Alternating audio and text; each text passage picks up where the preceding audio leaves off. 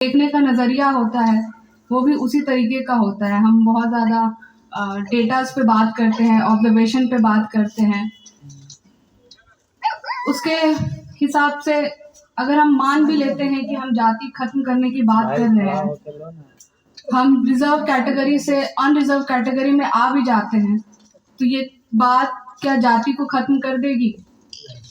ये फिर लड़ाई लड़ी जाएगी यहाँ से असमानता की। बात तो असमानता की होनी चाहिए, क्योंकि हम लोग दलित होते हुए भी किस चीज़ को सबसे ज़्यादा फेस करते हैं? इन्फीरियॉरिटी को सबसे ज़्यादा फेस करते हैं। इन्फीरियॉरिटी और सुपीरियॉरिटी की जो लड़ाई है, मैं उस पर सिर्फ चर्चा करना चाहूँगी।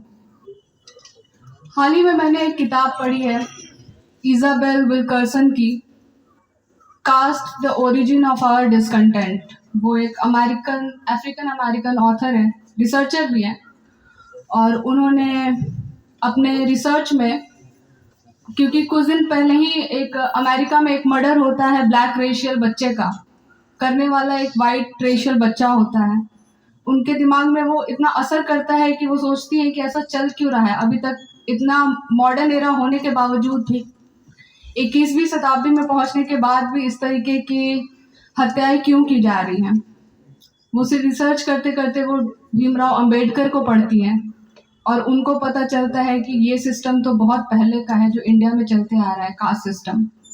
वहाँ से वो रिलेट करती है अपने पूरे रिसर्च को, पूरे अमेरिकन सोसाइटी को और जर्मन सोसाइटी को। वो दो चीज़ों को लिंक करती हैं। पहली चीज़, अमेरिकन सोसाइटी में एक तो जो भी नस्ल रेशियल मर्डर हो रहे थे, रेशियल थ्योरी पे ले जाती हैं, रेशियल इनइक्वालिटी पे, और दूसरा जो नाजीज जर्मन थे वो नस्ल भेद के तौर पे जितने भी अत्याचार कर रहे थे उस पर वो देखती है कि जो रेस है वो स्लेवरी, दास प्रथा से आ रहा था, और हमारे यहाँ पे भी कास्ट सिस्टम के अंदर देखा गया है कि वही दास प्रथा को लेकर आया गया है। दलितों के साथ उसी तरीके का उनका संबंध उन्होंने रखा है कि वो उनके दास है और वो उनसे काम करवाएंगे। चाहे आज भारत में कितने भी सीवेज में उतरने वाले लोग हैं, वो दलित ही होते हैं। कोई उच्च जाति का लोग नहीं उतरता सीवेज में, और सबसे ज़्यादा मौत भी उनकी सीवेज में उतरने के कारण ही होती है। दूसरी बात, उन्होंने जो नाजीज वाली थ्योरी को ऐड किया कास्ट सिस्टम पे, उसमें हम लोग जैसे कास्ट सिस्टम का जब फीचर पढ़ते हैं तो एक आता है इंडोगेमी, अंतरजातीय विवाह, जो कि जर्मनी में चलाया जा रहा था, और जो भी दूसरे जो यहूदी से शादी कर रहे थे उनके बच्चों को उनसे सेपरेट कर दिया जा रहा था। और उसमें वो 3 पिलर लेकर के आती हैं। एक, पहला तो स्लेवरी सिस्टम को, दूसरा एक जिम क्रॉ लॉ को, और तीसरा था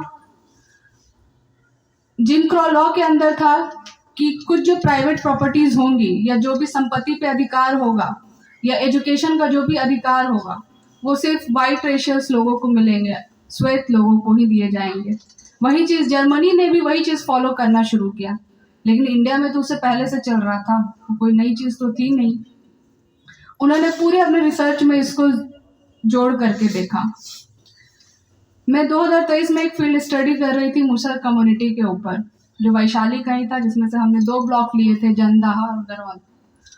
रतन सर आ रहे हैं अभी वहाँ से, आप जान रहे होंगे। तो जब हम इंटरव्यू लेते हैं तो वो कभी बहुत बार इंटेंस हो जाता है। एक वो ऑर्गेनाइजेशन के अंदर एक इंटरव्यू था, मतलब वो प्रोजेक्ट था एक, उसका एक हाइपोथेसिस ये था कि सबसे ज़्यादा चाइल्ड लेबर जो है वो मुसहर कम्युनिटी में होता है, और ये कहीं ना कहीं हम बहुत हद तक इस चीज़ को प्रूफ किए वहाँ पर जाने के बाद। वैशाली में आप सबको पता होगा सबसे ज़्यादा खैनी की खेती होती है वहाँ पे। हमें सबसे ज़्यादा हैरानी हुई कि गरौल ब्लॉक जो है वो बिल्कुल ही हाईवे पे है और मुश्किल से 5 किलोमीटर भी अंदर नहीं होगा। वहाँ भी इतनी बुरी हालत थी मुसहर कम्युनिटी की, ब्लॉक के मैं पास के बात की बता रही हूँ, 5 किलोमीटर भी अंदर नहीं। पूरा वहाँ जो उनका स्कूल है अब उत्क्रमित मध्य विद्यालय हो गया है, 5वीं और 8वीं को जोड़ करके 8वीं तक क्लासेस चलती है उत्क्रमित मध्य विद्यालय के अंदर। स्कूल की हालत इतनी खराब है, कोई इंफ्रास्ट्रक्चर नहीं है। जब हम उनसे बच्चों से बात कर रहे हैं तो वो स्कूल में एब्सेंटीज और ड्रॉप आउट्स का बहुत ज़्यादा मतलब हम लोगों ने बहुत ज़्यादा डिफरेंसेस पाए।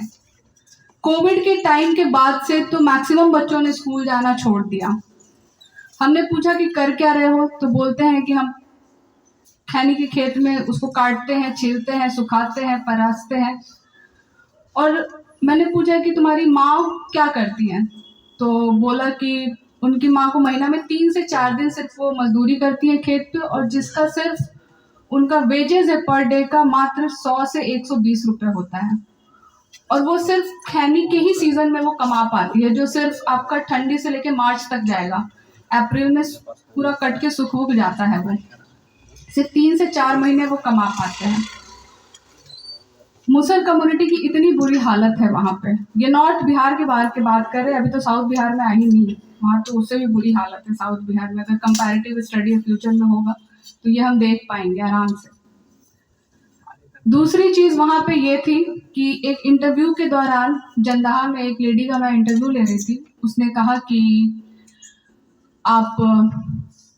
मैंने पूछा कि आप कैसे देख रही हैं अपने बच्चे को, क्यों शिक्षित करना चाहती हैं, तो उसका बस इतना सा जवाब था कि ये बस अपने से टिकट कर ले, पैसा गिनना सीख जाए, कोई उसको फुसला ना पाए। उसके लिए शिक्षा बस इतना ही था कि वो अपने से आने वाली जिंदगी में रेलवे का, बस का टिकट ले ले, ठीक ठाक किराया, मतलब उसको समझ में आए, पैसे की गिनती कर ले, उसके लिए शिक्षा बस इतना था। ये कितनी गंभीर बात है कि हम अभी के भी इस 21वीं सदी में भी होते हुए हम उस लेवल पे जागरूकता नहीं फैला पाए।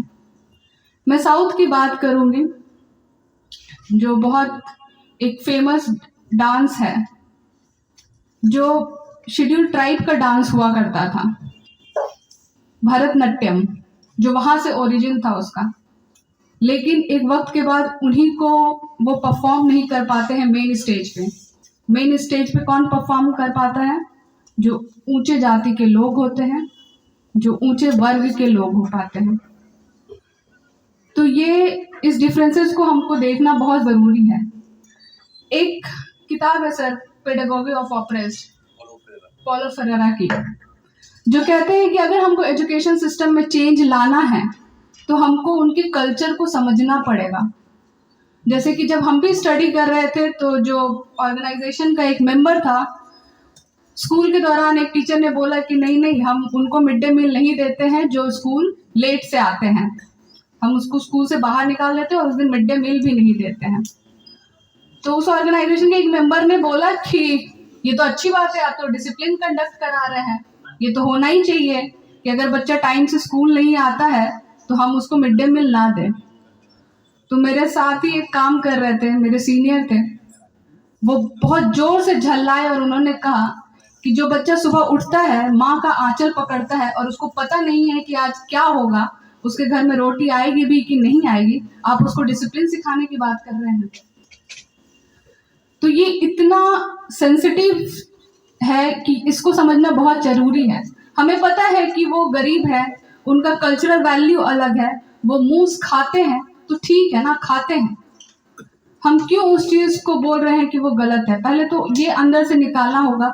उनके अंदर ये चीजें भी डाली गई कि मूस खाना खराब है, अब वो बोलते हैं कि नहीं अब तो गणेश जी की सवारी, अब तो हम खा नहीं सकते। स्वादिष्ट होता है, लेकिन उनके अंदर सर ये चीज आ गई है, ये चीज आ कहाँ से रही है, ये भी तो सवाल है ना। उसी समय उस दिन अयोध्या में प्रतिष्ठान का टाइम चल रहा था और सब के सब उस कम्युनिटी के लोग लगे हुए थे, बड़ा सा डीजे लगा करके और पूरा रैली की तरह निकाल रहे थे।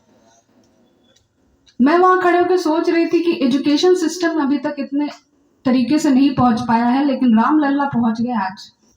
ये खुद में एक बहुत बड़ा सवाल खड़ा करता है कि ये अवेयरनेस प्रोग्राम चल किस तरीके से रहा है कि उस सोसाइटी तक पहुंच नहीं रहा है, उस कम्युनिटी तक पहुंच नहीं पा रही है। उनके दिमाग में ये डाल दिया जाता है कि अब तो गणेश भगवान के वो चालक हैं, तो अब तो हम मूस खा नहीं सकते, जबकि वो उनका एक आधार है। तो हमें ये समझना पड़ेगा कि उनके कल्चर के साथ हम जो भी, अगर दलितों का जो भी कल्चर है, हम उसको एक्सेप्ट करें, हम उसको साथ लेके चले और तब एजुकेशन सिस्टम को उसके अंदर लेकर के आए। ये नहीं कि हम ब्राह्मणिका सोसाइटी को कॉपी करते रहें और हम कहें कि हम सुबह उठेंगे, बहुत अच्छा नया कपड़ा पहनेंगे, फ्रेश कपड़ा पहनेंगे और स्कूल जाएंगे। इस चीज़ को हमें बदलने की ज़रूरत है।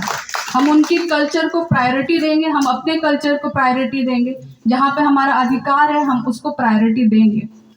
Thank you.